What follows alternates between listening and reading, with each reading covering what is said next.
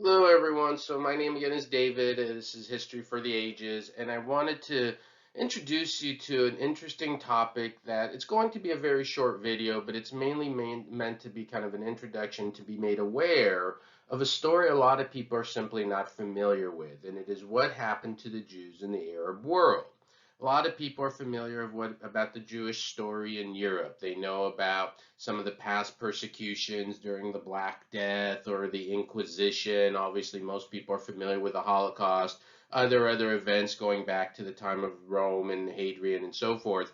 But there are very few people who are familiar with the long story of the Jewish people in the Arab world and what they went through and the persecutions they went through in that region as well, especially in more recent history. While it's true that in large part many Jews were accepted in the Arab world for a long time, they had very important positions, for example, in the Ottoman Empire.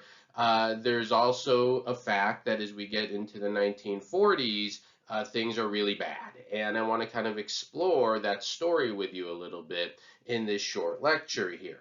So here we go, and this first chart is kind of chilling actually as to see what I'm talking about here.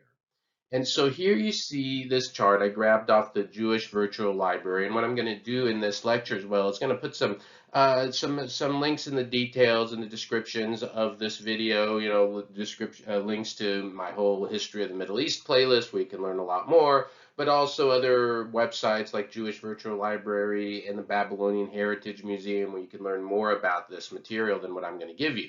But when you look at these numbers, you kind of see what the population was like of the Jewish population in these various countries, in 1948, and where this chart goes all the way to 2018. And, overall, what the highlight of this all is, of course, is if you look at this period of time total, there's about 850,000 Jews who are living in the Middle East, right, or in the Arab world. This doesn't include, for example, Iran, which is, technically Persian, right, not part of the Arab world.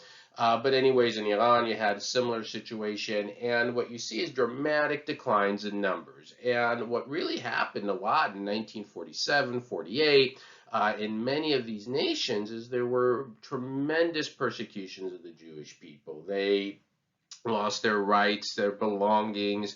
And I'll talk a little bit more detail about Iraq in a second because, this is the story of my parents, actually. My parents were born in Iraq. And so I have a lot of historical knowledge because I've read so much, I've studied so much, but just literally talking to my parents and, before they passed, my grandparents about all of this as well.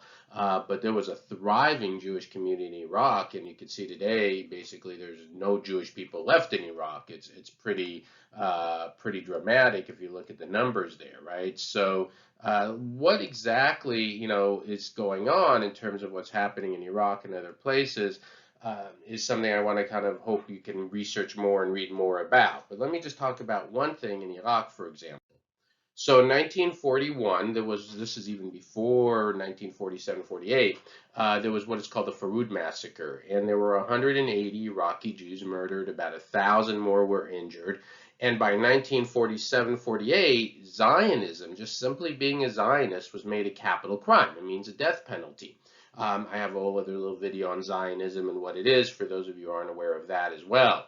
And so what eventually happens is a lot of Jewish people leave. Either they're forced out or they leave. But when they leave, and they leave whether it's Iraq or any of these other nations, they're not allowed to take anything with them. And this is something I know with my family. And so, for example, my parents, when they left Iraq eventually, they ended up having to live in tents. They were refugees. These were the tents that my parents actually lived in. This is a picture from the Babylonian Heritage Museum that I took when I was there to share with my students. And yeah, they lived there. They had everything, all their possessions taken away. They don't even have, my parents don't know where they were born because they don't have a birth certificate even left to their name. And my dad was one of 8, my mom was one of 6, and the grandparents never really kept track of birthdays and all that. And so they don't even know when they were born. And so studying the story of the Arab Jews, I think, is incredibly important. There's still, people today who are alive who their possessions are still gone, and there's trying to make efforts to try to get some of these things back from Arab nations today. They're not honestly going to have much success. But it is more important than getting those possessions back and understanding the things they lost, is just to know the history and to know the story. So I really encourage you to study more, learn more about the Arab Jewish people, what they went through. No, they did not go through what the Jewish people in Europe did in the Holocaust and to that degree, but there were definitely persecutions. There were definitely cases of Jewish people being attacked and killed. And there was definitely this loss of rights and privileges simply for being Jewish in the Arab world. Again, to emphasize, this was not true for the entire history of the Middle East. In fact, I emphasize to my students that there are times in history, if you were a Jewish people, would you rather live in the Middle East or in Europe? And it's no brainer, you'd rather live in the Middle East, right? In the Middle Ages, you Jews were accused of being put to death for causing the Black Death in places like Strasbourg.